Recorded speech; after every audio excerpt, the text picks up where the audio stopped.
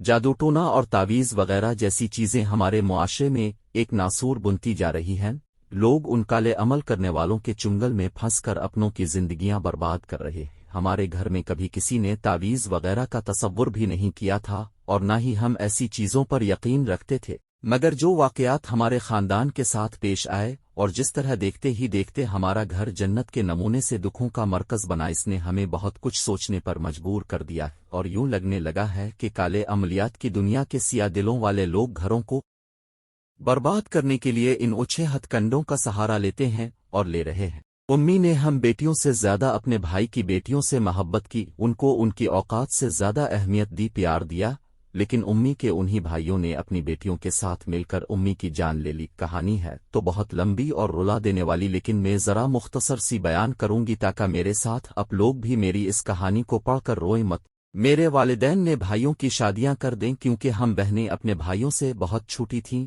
ہم بہنوں نے اور امی ابو نے بھابھیوں کو بہت عزت دی تاکہ عیش و عشرت اور ہر چھوٹی سے چھوٹی خواہش بھی پوری ہوتی، ان کی ہر غلط حرکت پر پردہ ڈالا جاتا، ہر غلطی اور غلط بات کو معاف کیا جاتا۔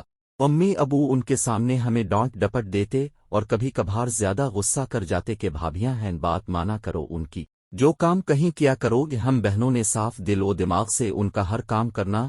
ان کے بچے ہوئے تو ہم سب گھر والے بہت خوش ہوئے کہ رونقیں لگ گئیں گھر میں۔ جب سب سے بڑے بھائی کی شادی ہوئی، امی ایک ہفتے بعد بیمار ہو گئیں اور ایسے بیمار ہوئیں کہ چارپائی سے لگ گئیں۔ ہمیں تو پتہ نہیں تھا کہ یہ تعویذ دھاگا جادو ٹونا ہوتا کیا ہے۔ جب محلے کے لوگ ہمارے گھر امی کا حال پوچھنے آتے تو یہی کہتے تعویذ ہوئے ہیں بہن پر، لیکن ہم نے پھر بھی یقین نہ کیا کہ ہم ان چیزوں سے آشنا ہی نہ تھیں۔ امی کو 5 سال تک سردی، گرمی، بارش، دھوپ ہم یوں ہی ڈاکٹرز کے پاس لے کر جاتے رہے اور امی کا علاج کرواتے رہے۔ دن رات ایک کر کے امی کا علاج کروایا ہم نے۔ امی کچھ بہتر ہوتی، لیکن امی کے بھائی جب بھی امی سے ملنے آتے امی کی طبیعت خراب ہو جاتی۔ ماموں کی بیٹی کا رشتہ زبردستی بھائی کے ساتھ طے کروا دیا گیا۔ ماموں نے امی کو ایسا کچھ کیا کہ امی جو تھوڑا بہت چلنے پھرنے کے قابل ہوئی تھیں پھر چارپائی کی ہو کر رہ گئیں۔ محلے کی عورتیں جب بھی امی کا حال پوچھنے آتیں اور پھر وہی بات کرتی، بیٹا تعویذ ہوئے ہیں آپ کی امی پر۔ امی نے کھانا پینا بھی چھوڑ دیا اور روت کے مجھے کھانا دو۔ امی کو صرف دلیا دیتے، اس کے علاوہ کچھ نہیں۔ امی کی بیماری کا سفر ایسے ہی چلتا رہا۔ اس کے بعد ماموں نے ہم بہنوں پر تعویذ کروائے اور ہم بیمار ہو گئیں۔ خیر ہماری بیماری کا سفر بھی ایسے ہی چلتا رہا اور اب تک چل رہا ہے۔ بات ہو رہی تھی بھائیوں کے بچوں کی۔ امی اپنے پوتے پوتیوں کے ساتھ بے انتہا پیار کرتی تھیں۔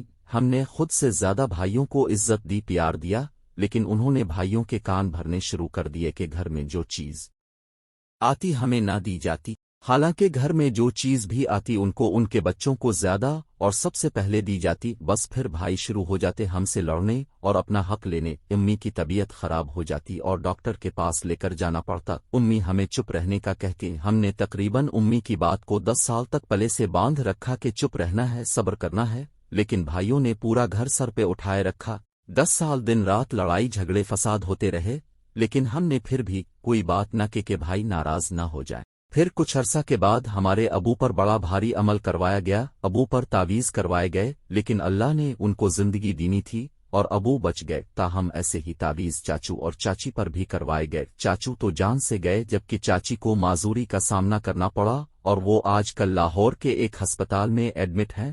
پھر 3 سال کے بعد امی کو مارنے کی پلاننگ کی گئی۔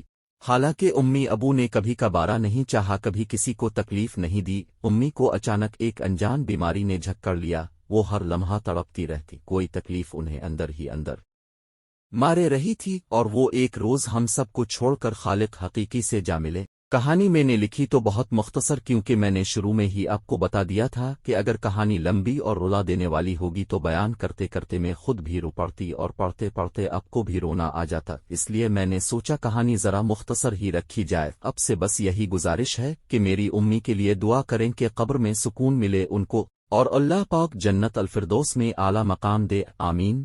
شکریہ۔ ہمارے ویڈیو کو لائک اور چینل کو سبسکرائب کرے۔